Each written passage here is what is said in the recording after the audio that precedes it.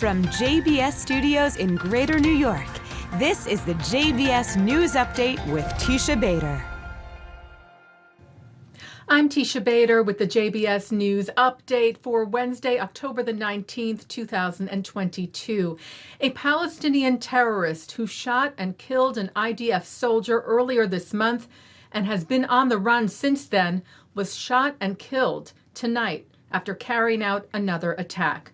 The Times of Israel reports that the terrorist who murdered IDF soldier Sergeant Noah Lazar on October the 8th tonight opened fire on an Israeli security guard at the entrance to the city of Ma'ale Adumim, just outside Jerusalem, lightly injuring him.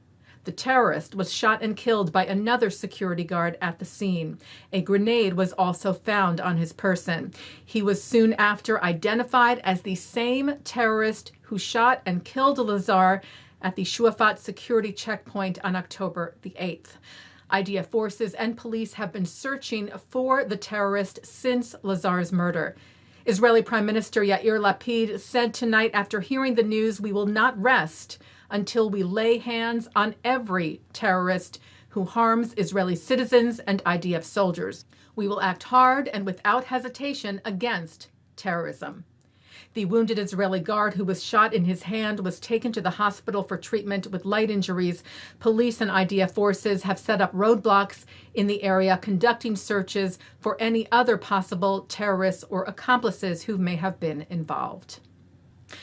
Israel's Defense Minister Benny Gantz unveiled a new aid package for Ukraine today that does include a rocket or drone alert system, but falls short of sending arms to the country. This apparently in response to reports yesterday that Ukraine's Foreign Minister Dmytro Kuleba said he would formally ask Israel for air defense assistance.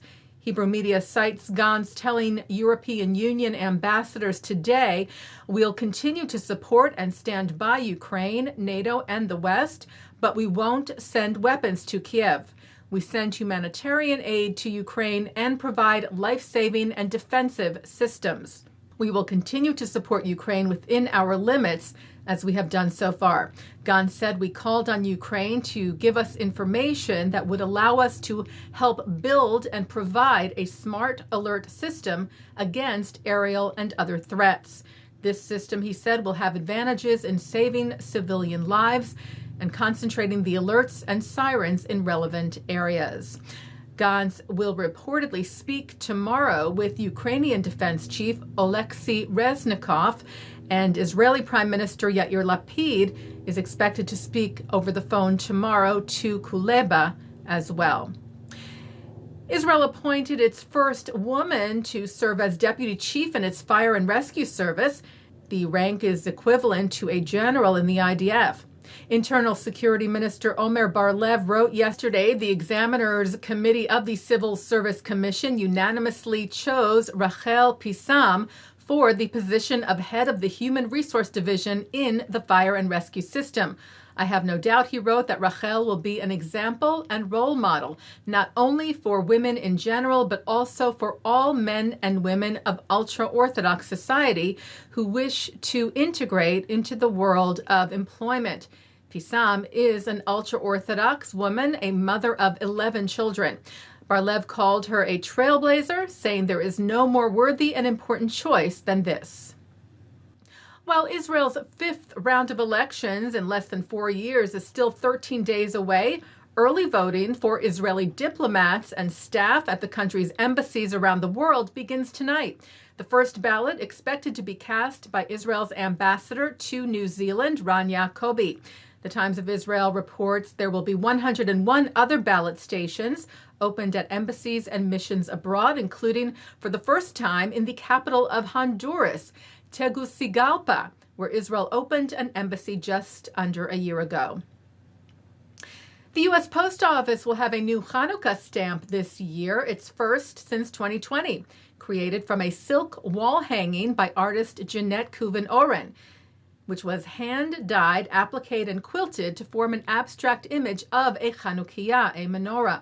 The stamp will be available at the post office nationwide beginning tomorrow, when a first day of issue dedication ceremony will take place at Temple Emmanuel Orange Village in Cleveland, Ohio. Chanukah begins Sunday night, December the 18th. Taking a look now at our programming for tonight on JBS for Wednesday, October the 19th. At 7 o'clock, it's Talmud Study. At 7:30, Danny Danon discusses his new book in The Lion's Den. At 8, Robert Siegel discusses the upcoming elections in Israel with Robert Satloff, Aaron David Miller, and David Horovitz. At 9, Mark Golub returns in an all-new episode of L'chaim, speaking to senior rabbi of New York City's Central Synagogue, Warnick Buchdahl, who describes growing up with innate spirituality and a lifelong love of Judaism, her struggles with identity and acceptance as an Asian American Jew, her journey to leading Central, and more.